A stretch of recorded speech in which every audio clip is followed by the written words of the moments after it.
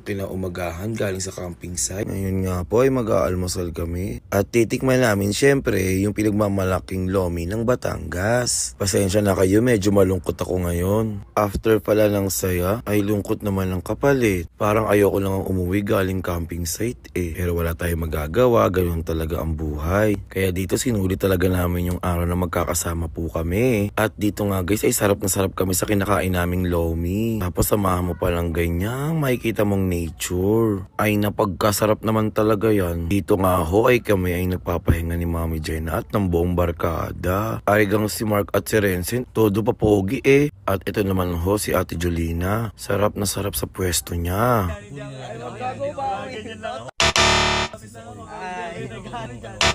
Tumbling ako dito. Try mo ang ganun ba yung Tumbling ako dito. At dito nga yung dalawang pogi, pinagtripan si Tito Rensen. At after ng harutan bago magkapikunan ay magkakain muna ng hapunan. Kitang kita sa mukha ni Mami Jenna na gusto nang kumain. At ito namang si Jelsie kunyari pa pero kumukurot naman ng ulam. At dito ng buong barkada.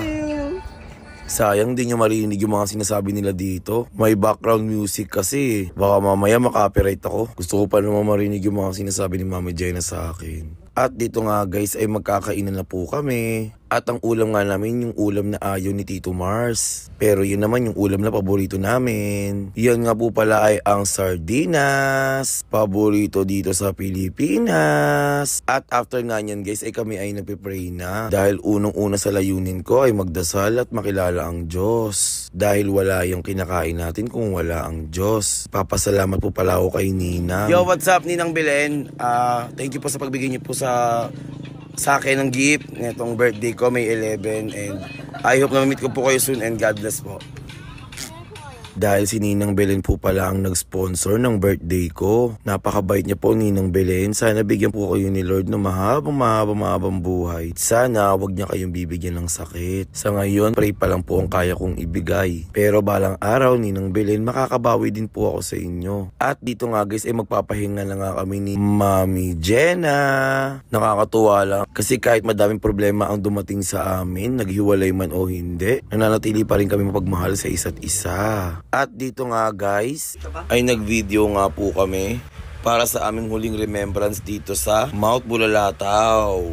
At sa part nga na to guys ay pauwi na po kami. Ang pinakamalungkot na nangyari sa amin. Kaya dito ay sinulit na namin ng mga video na ginagawa namin. 1, 2, 3, go! For the win! Let's go!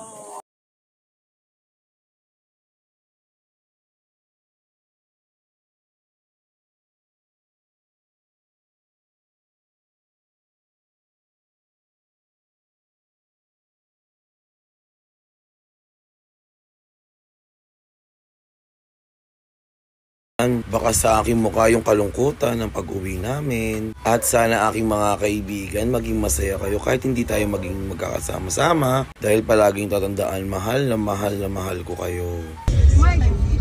Vincent, Ano ba sinasabi mo na naman?